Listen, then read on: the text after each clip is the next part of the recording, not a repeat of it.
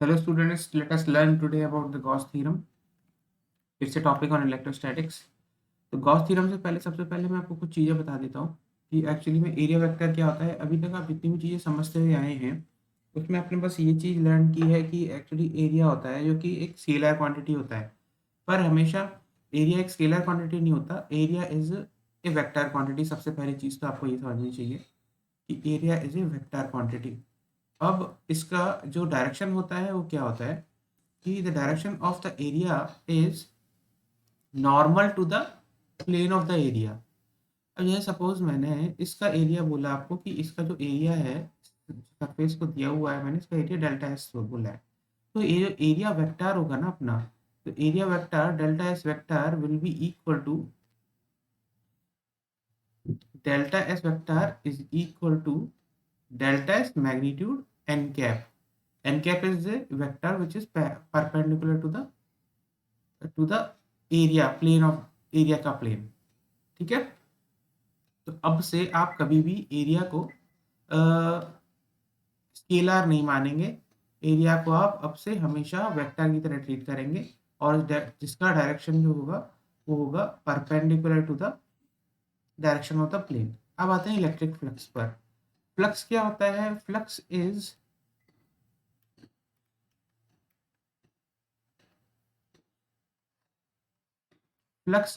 Actually the for a field. Flux is defined actually for a field. अब क्या होता है कि it is the product of, flux को हम यूजुअली किससे रिप्रेजेंट करते हैं? फाई से रिप्रेजेंट करते हैं। It is the dot product of the field sorry, it is the dot product of the field, हमारे केस में इलेक्ट्रिक फील्ड है, इनटू एरिया वेक्टर। जो dot product of field in dot product of field electric field and area vector is called as the electric flux. And similarly अगर आपके पास magnetic field होती तो the dot product of magnetic field dot area vector is called as a magnetic field. Correct? बहुत simple सी चीज है। Dot product मुझे लगता है कि आप लोगों को आना चाहिए, और अगर आपको नहीं आता है तो आप मुझे एक बार कमेंट सेक्शन में बोल दो, क्योंकि आप ट्वेल्थ में आ चुके हैं।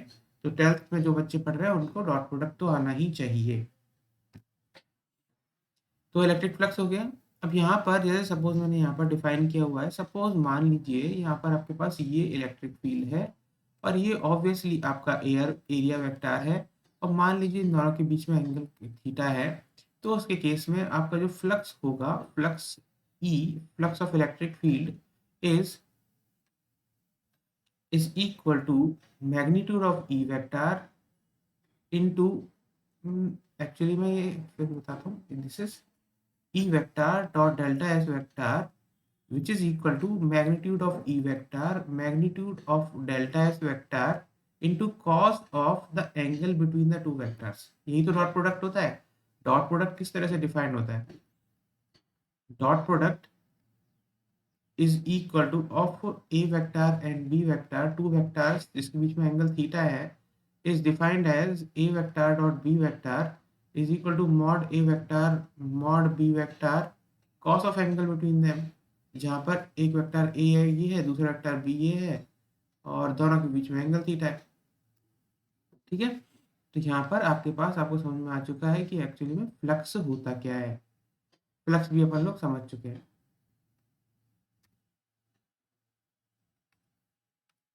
क्लियर? अब चलते हैं आगे। अब आपको ये समझ में आएगा कि एक्चुअली हम ये जो चीज़ें हैं ना, फ्लक्स वगैरह, ये सब चीज़ें पढ़ क्यों रहे हैं, ये आपको अभी जस्ट समझ में आ जाएगा।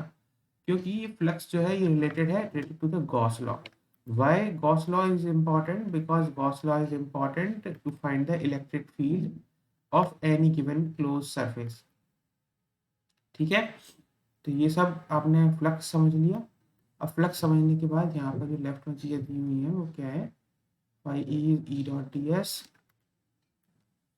तो E dot ds cos theta, E vector E dot ds, this is the dot product। हाँ, क्लोज सरफेस का E dot ds होता है, इसका मीनिंग होता है dot product of E vector and ds vector for the whole surface, for a whole close surface. ठीक है, अब गॉस थ्योरम पर आते हैं। What is Gauss theorem? Gauss theorem जो है that is defined as this: surface integral of E dot ds is equal to q inside by epsilon naught. Suppose for an example, the Gauss theorem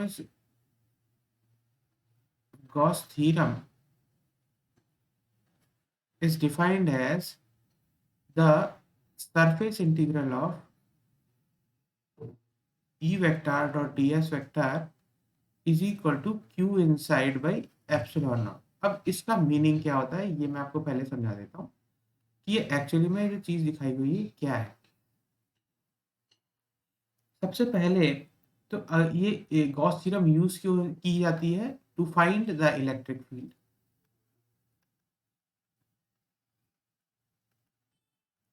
हम इसको electric field को निकालने के लिए use करते हैं। किस तरह से यूज की जाती है? मान लीजिए आपके पास कोई भी एक रैंडम सरफेस है, कोई भी एक रैंडम सरफेस, ठीक है।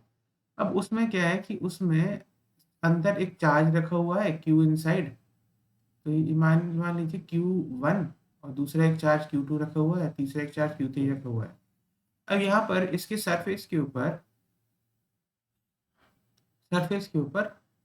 एक मैंने सरफेस एरिया है ना, उसके ऊपर मैंने छोटा सा एरिया लिया, करेक्ट, ऐसा एरिया ले लिया जिसका एरिया डेल्टा एस है। इसके ऊपर इलेक्ट्रिक फील्ड है इस तरफ जाती हुई, ठीक। तो अब मेरे पास क्या होगा कि मैं जब इस छोटे से एलिमेंट का, फॉर दिस एलिमेंट, जब मैं फ्लक्स निकालूंगा डेल्टा फाई, तो वो क्या होगा? That will be equal to E vector dot delta s vector, correct. और जब मैं इस पूरे पूरे सरफेस का फ्लक्स निकालूंगा, सरफेस के ऊपर हर एक पॉइंट से अलग अलग इलेक्ट्रिक फील्ड जारी होगी अंदर के चार्जेस की वजह से। तो जब मैं हर हर एक सरफेस से, इस पूरे हर एक सरफेस से मैं सरफेस के हर एक पूरे सरफेस से फ्लक्स निकालूंगा पूरे सरफेस का, तो वो क्या होगा? वो होगा इसका इंटीग्रल, मतलब integral of delta phi is equal to integral of E dot D s. अब क्योंकि ये पूरा का पूरा सरफेस क्लोज है, मतलब कि जहां से ये सरफेस स्टार्ट हो रहा है वहीं से ये एंड हो रहा है ना, गोल घूम के आके पूरा का पूरा स्फेरिकली थ्री डायमेंशन में। तो इसीलिए जब मैं पूरे सरफेस का फ्लक्स निकालने की कोशिश करता हूँ जो कि एक क्लोज सरफेस है, तो मैं यहाँ पर ये वाला सिंबल लगा देता हूँ, गोले वाला। इसका मीनिंग क्या होता है? इसका मीनिंग ये है कि मैं पूरे सरफेस का फ्लक्स निकाल रहा हूँ। तो मेरे प्लस फर्स्ट फ्लक्स हो जाता है, that flux is equal to surface integral E dot d. आपको समझ में आ गया कि ये चीज क्या है? लेफ्ट वाली क्लियर है। अब according to Gauss law this flux of the total surface is equal to the sum of all the charges present inside the surface divided by epsilon naught. यानी कि इस केस में क्या हो जाएगा? Q inside by epsilon naught जो इस case में हो जाएगा वो हो जाएगा is equal to Q1 plus Q2 plus Q3 by epsilon naught, ठीक है। तो ये होता है मीनिंग गॉस थ्योरम का। और अब मैं आपको बताता हूं कि हम यूजुअली क्या करते हैं जब भी हमें इलेक्ट्रिक फील्ड निकालनी होती है।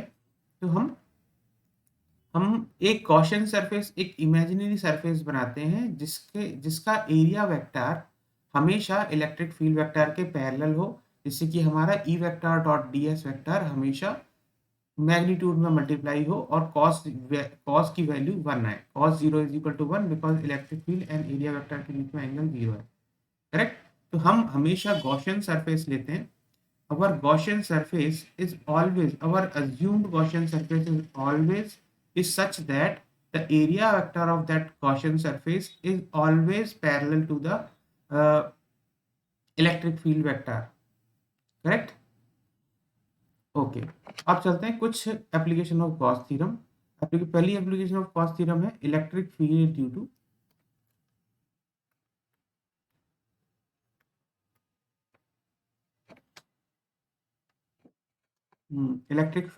To infinitely long uniformly charge wire. Electric field की infinitely long uniform charge wire.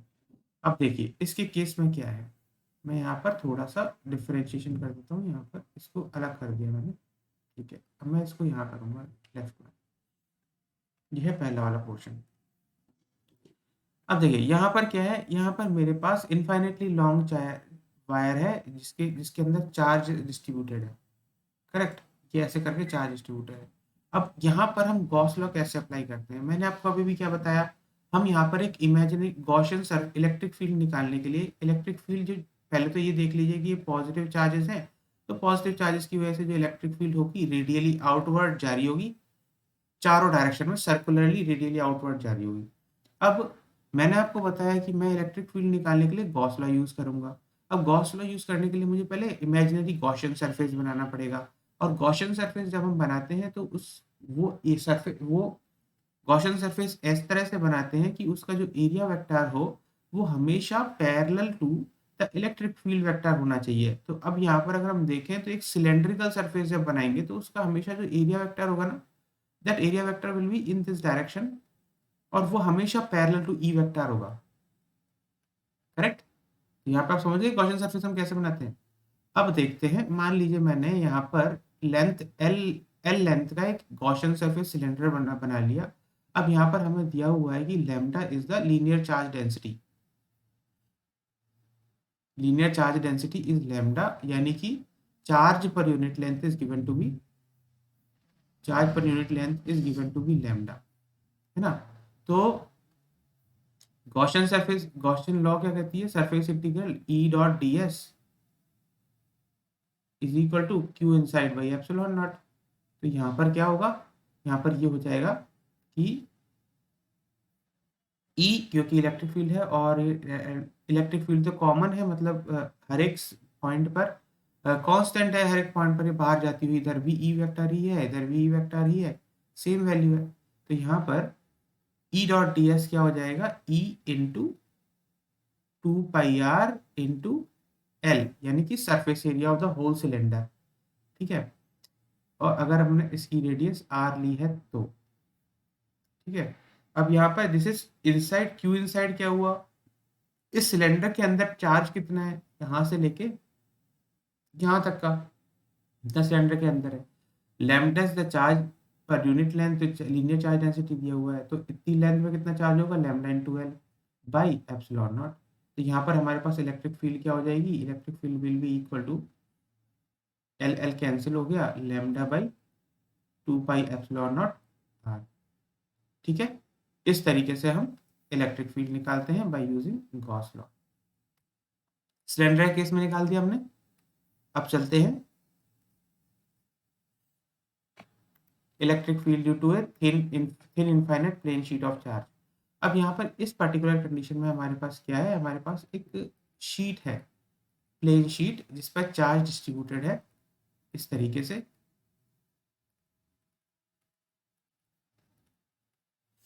बस चार्ज डिस्ट्रीब्यूटेड।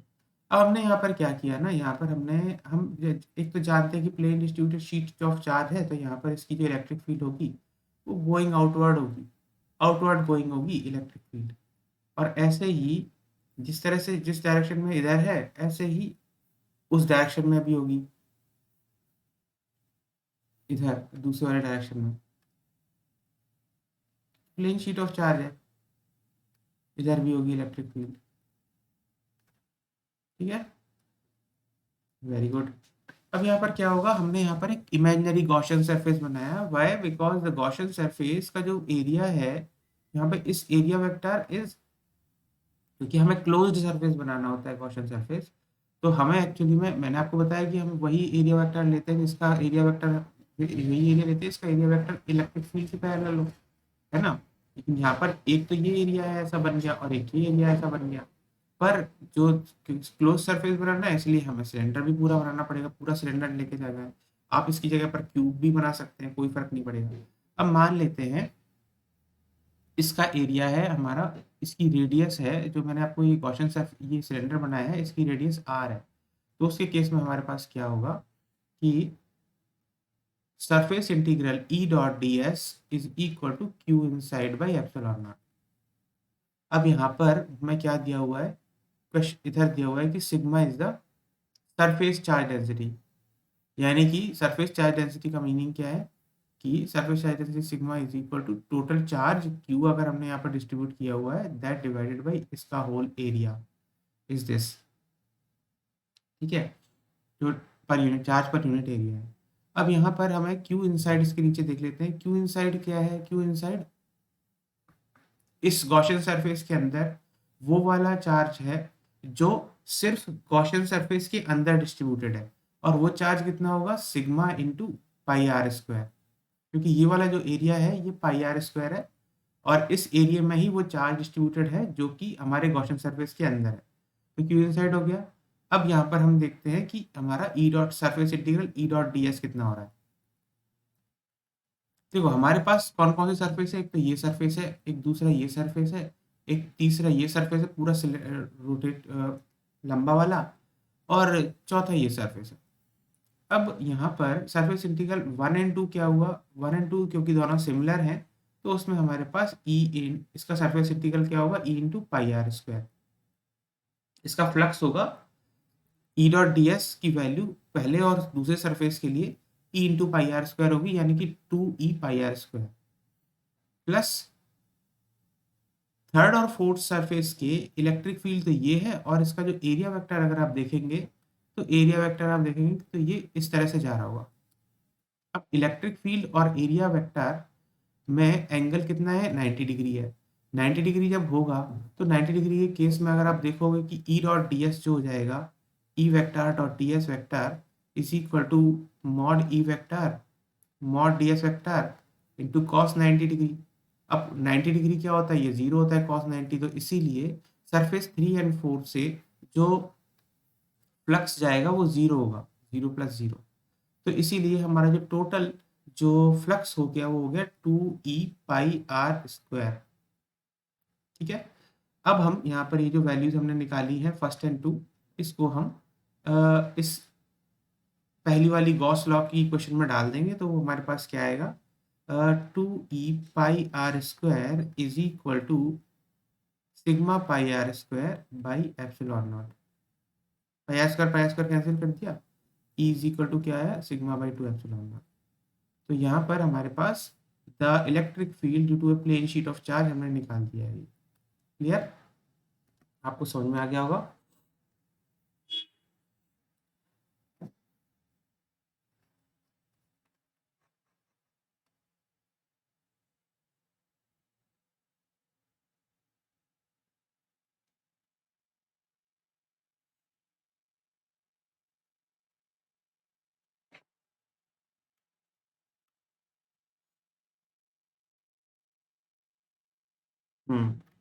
अब ये हो गया है ना। अब इसके बाद चलते हैं electric field due to thin charge spherical shell of radius R at a distance small R from the centre.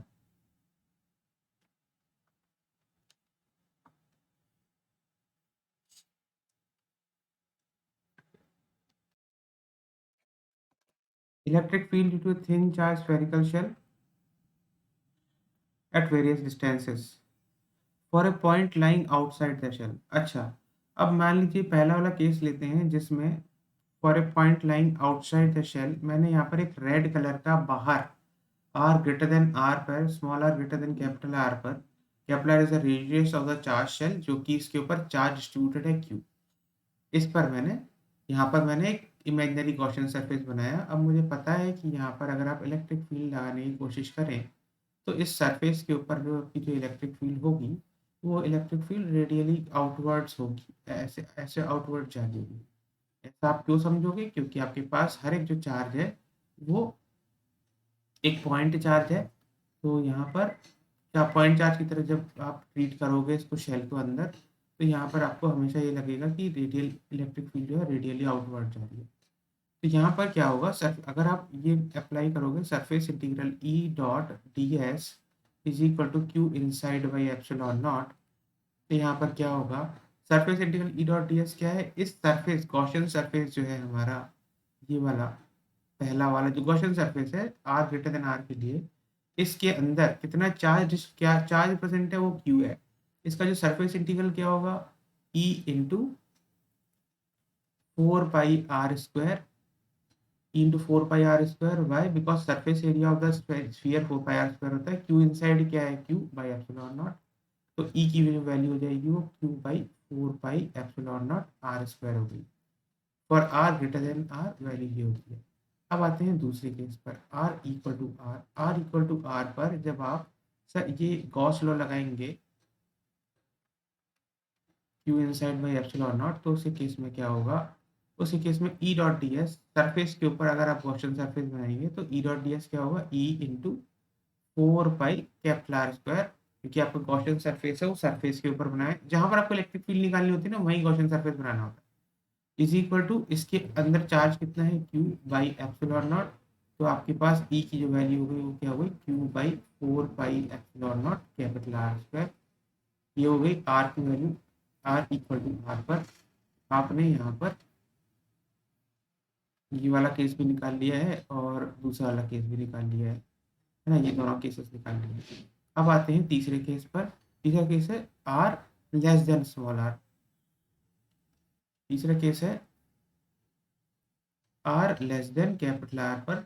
अब R less than capital R पर आप सरफेस इंटीग्रल, मैं गॉस लॉ लिख देता हूँ, जिसे surface integral E dot D S is equal to Q inside by epsilon naught. पर इसके केस में क्या है ना, इसी केस में अगर मैं अप्लाई करूंगा तो surface integral E dot D S है E into 4 pi small R square, but अंदर चार्ज तो थिन शेल के ऊपर डिस्ट्रीब्यूटेड है। इस थिन शेल के अंदर अगर हम जाएं तो इस अंदर वाला जो सरफेस है गॉसियन सरफेस, उसके अंदर तो कोई भी चार्ज नहीं है, नल चार्ज है, Q is equal to zero है।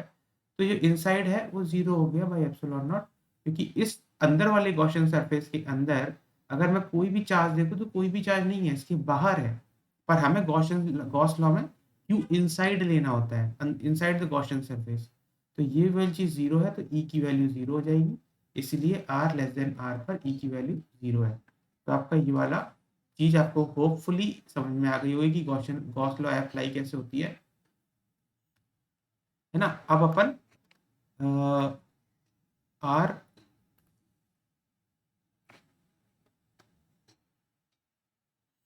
आर ग्रेटर देन आर पर हमने निकाल लिया है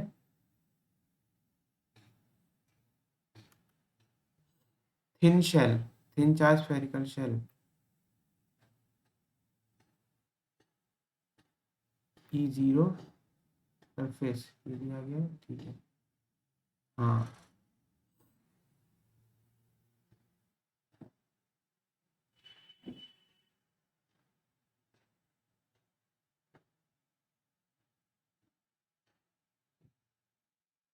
अच्छा इसमें एक और चीज दी हुई है यहाँ पर सेकंड वाले पॉइंट में कि Q sigma into 4 pi are square, अगर आप ये देते तो उसके केस में तो सिंपल था, Q is equal to sigma into 4 pi are square ले लेते तो हो जाता, कुछ उसमें कोई दिक्कत नहीं, मतलब फिर सही सही है, एक्सप्रेशन सब सही है। कौन कौन से एक्सप्रेशन आपके लिए देखने लायक है, एक तो ये वाला, एक ये वाला, ठीक है। तो ये चीजें हो गई हैं। अब यहाँ पर मुझे एक्चुअली में एक केस और डिस्कस करना था, वो एक चीज केस और फटाफट में डिस्कस कर लेता हूँ आपसे। थर्ड एंड लास्ट केस जो है वो है electric field due to solid sphere. अब ये देखिए ये है आपके पास सॉलिड स्फीयर, सॉलिड स्फीयर में और थिन शेल में अंतर क्या है कि इसके केस में ना इलेक्ट्रिक फील्ड, वो चार्ज जो है पूरा वॉल्यूम के अंदर डिस्ट्रीब्यूटेड है, पूरा सॉलिड के अंदर। तो उसके केस में जब आप पहले केस में अगर आप निकालेंगे आर ग्रेटर देन आर पर, तो इसमें जब गॉसियन सरफेस जो पहला वाला सरफेस बनाया हुआ है उस वाले सरफेस में जब surface integral E dot D S आप ये करोगे, E dot D S is equal to Q inside by epsilon naught. तो यहाँ पर ई डॉट डी एस क्या होगा, ई इंटू गॉसियन सरफेस का surface area which is 4 pi are square is equal to इस पहले Gaussian surface के अंदर कितना चार्ज है, जो कि पूरा सॉलिड स्फीयर के में डिस्ट्रीब्यूटेड चार्ज है, that is Q by epsilon naught. तो ई की वैल्यू जो हो गई Q by 4 pi epsilon naught into R square. तो इस वाले केस में तो कोई भी दिक्कत नहीं है, ठीक है। अब आते हैं दूसरे वाले केस में, जब r इक्वल टू आर है, उसी केस में जब आप गॉस लॉ लगाएंगे तो उसमें भी आपको कोई दिक्कत नहीं होने वाली। क्यों क्यों नहीं होने वाली, क्योंकि यहाँ पर भी जो टोटल चार्ज आपके पास डिस्ट्रीब्यूटेड है वो वही है, E into 4 pi are square. बस गॉसियन सरफेस जो होगा आपको सरफेस के ऊपर पड़ेगा, सरफेस के अंदर कितना चार्ज डिस्ट्रीब्यूटेड है, क्यू, क्योंकि पूरा वॉल्यूम में डिस्ट्रीब्यूटेड है वो क्यू बाई एप्सिलॉन नॉट। तो ई की वैल्यू क्या होगी, Q by 4 pi epsilon naught into capital R square. ये भी वैल्यू सही है, इसमें कोई दिक्कत नहीं है। दिक्कत कहाँ आती है, जब आपको electric field inside the sphere निकालनी होती है, क्योंकि यहाँ पर ना कुछ चार्ज जो मैं आपको दिखा रहा हूँ, ये जो ब्लू लाइन से दिखा रहा हूँ ना, इस ब्लू लाइन से इतना जो एरिया है इसके अंदर चार्ज डिस्ट्रीब्यूटेड है, इसके अंदर चार्ज डिस्ट्रीब्यूटेड है पूरा का पूरा। तो आपके पास क्या होगा, आपको चार्ज निकालना होगा ना, वो चार्ज इसका निकालना होगा, मतलब इसके अंदर। तो यहाँ पर अब क्या हो जाएगा कि R इक्वल टू आर ये हो गया। अब यहाँ पर जो तीसरा वाला केस आएगा उसमें surface integral E dot D S जब मैं निकालूंगा तो इसमें तो कोई चेंज नहीं आएगा, पर क्यू इनसाइड में अब चेंज आएगा। अब क्यू इनसाइड हमें कैलकुलेट करना पड़ेगा, क्योंकि जो चार्ज क्यू है that in the volume 4/3 pi R cube, total charge जो डिस्ट्रीब्यूटेड है वो है क्यू, है ना। और तो इनसाइड द गॉसियन सरफेस उसका वॉल्यूम क्या है, 4/3 पाई स्मॉल आर क्यूब। उसमें कितना चार्ज डिस्ट्रीब्यूटेड होगा, cube by 4/3 pi capital R cube into 4/3 pi small R cube, है ना। मतलब चार्ज डिस्ट्रीब्यूटेड पर यूनिट वॉल्यूम निकाल लिया हमने, और फिर उसके बाद जो गॉसियन सरफेस है अंदर वाला, उसके अंदर उसका जो वॉल्यूम है उस वॉल्यूम में कितना चार्ज डिस्ट्रीब्यूटेड है इनसाइड गॉसियन सरफेस के इनसाइड, तो वही चार्ज है ना। तो इसलिए हमने उसको निकाल लिया। और ये जो वैल्यू आई हमारी जो इनसाइड चार्ज की आई वो आई Q by Q small R cube by capital R cube. तो ये हो गया हमारा क्यू इनसाइड इस केस में। ये है यहाँ पर ट्रिक। अब यहाँ पर क्या होता है, E into 4 pi small R square अंदर वाले क्वेश्चन सरफेस के लिए divide is equal to Q capital R cube small R cube by capital R cube into epsilon naught. तो यहाँ पर स्मॉल आर स्क्वायर से ये कट जाएगा, तो E की जो वैल्यू आएगी वो आएगी Q R by 4 pi epsilon naught capital R cube at R less than capital R. तो ये तीन केसेस हैं जो कि मुझे आपको डिस्कस करने थे, जो कि यहाँ पर नोट्स में नहीं दिए हुए थे, वो मैंने आपको डिस्कस कर लिए। ये सभी इंपॉर्टेंट है। तो आपकी आज इलेक्ट्रोस्टैटिक्स के सारे कॉन्सेप्ट कवर हो गए, कोई भी कॉन्सेप्ट मिस नहीं हुआ है। गॉस लॉ भी आज आप सीख चुके हैं। थोड़ा सा लंबा वीडियो हो गया है, ये कोई दिक्कत नहीं है। अब मैं इससे रिलेटेड आपको एक प्रॉब्लम सॉल्व करा दूंगा।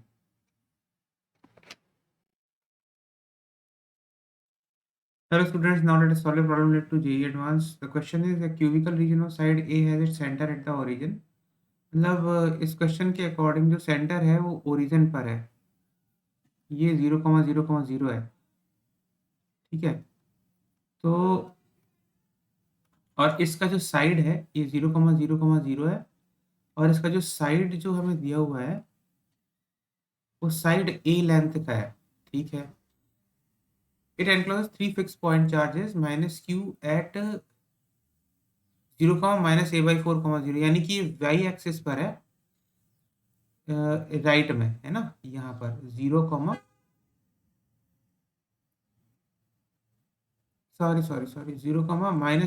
पे ना, तो इधर है 0, -a/4, 0 इधर, और ये जो डिस्टेंस है तो a/2 है, ठीक है। और राइट में एक चार्ज दिया हुआ है 0, माइनस क्यू का 0, यानी कि ये जो डिस्टेंस है सेंटर से ये a/4 है, और ये लेफ्ट की तरफ जो डिस्टेंस है ये भी a/4 है, सही है। Choose the correct option. The net electric flux through the plane x a/2 is equal to the net electric flux through the plane x minus a/2। अच्छा, net electric flux through the plane a/2 क्या होगा, एक तो इधर की तरफ होगा और एक इधर की तरफ होगा, इसकी वजह से और उसकी वजह से सेम ही चीज एक इधर होगी अंदर की तरफ और एक इधर होगी। तो हाँ, क्योंकि सिमेट्री है तो ड्यू टू सिमेट्री ये वाला ऑप्शन तो करेक्ट है, ये वाला ऑप्शन ए वाला करेक्ट है, क्योंकि दोनों ही सिमेट्रिक है दोनों चार्ज। तो उसकी वजह से जो नेट इलेक्ट्रिक फ्लक्स होगा दोनों ही सरफेस से, इस वाले सरफेस से और लेफ्ट वाले सरफेस से, दोनों सेम होने चाहिए। Net electric flux crossing to the plane y is equal to a/2 is more than the net electric flux crossing the plane, ये गलत है, क्योंकि अभी अभी हमने डिस्कस किया, क्योंकि वो सिमेट्रिक पोजीशन पर है माइनस क्यू दोनों चार्ज, तो उस electric flux through right surface और लेफ्ट सरफेस दोनों इक्वल होने चाहिए, तो अनइक्वल हो ही नहीं सकते। तीसरा, the net electric flux crossing the entire reason Q by epsilon not है, क्योंकि हमें पता होता है कि गॉस लॉ में पता है E dot D S is equal to Q inside by epsilon naught होता है। तो E dot D S surface integral जो फ्लक्स हो ये फ्लक्स होता है, तो total flux is equal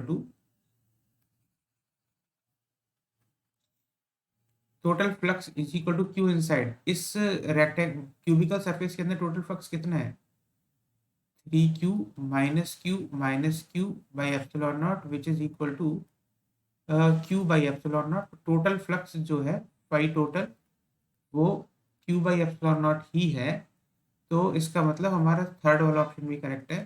net electric flux Z A by two is equal to net electric flux to Z is equal X is equal to plus A by two, X A by two और Z A by to.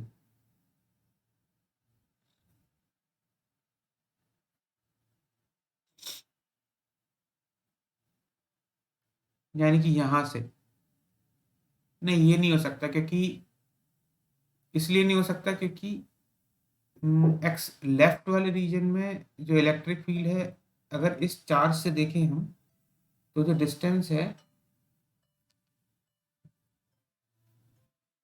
तो जो distance है इधर की तरफ वो है हमारा सेंटर से ए डिस्टेंस है।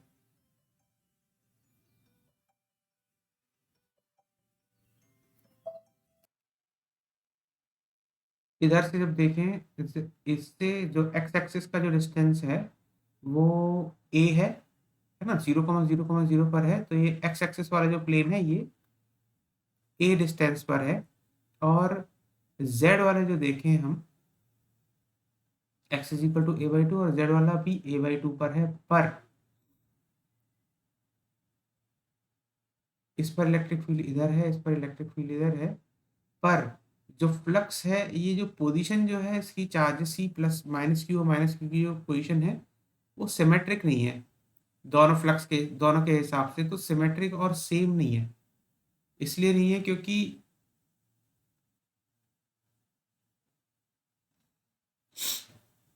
सेम सिमेट्रिक नहीं होने की वजह से जो इलेक्ट्रिक फ्लक्स है थ्रू द टू सरफेसेस वो आप इक्वल नहीं बोल सकते।